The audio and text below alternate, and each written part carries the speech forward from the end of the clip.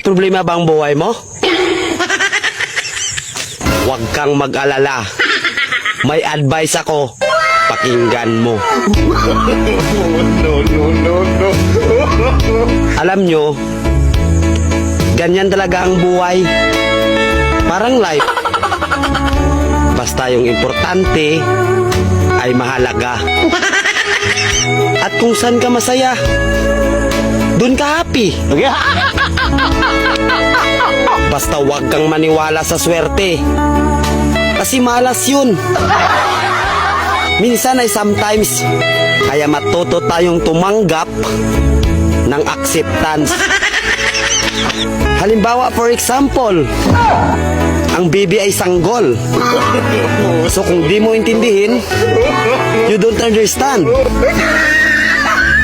Basta kaibigan, lagi mong tatandaan that wherever you go are there. At the end of the day, ay gabi na. At alam mo, walang umaga sa Japan. Kasi lahat sila ay hapon.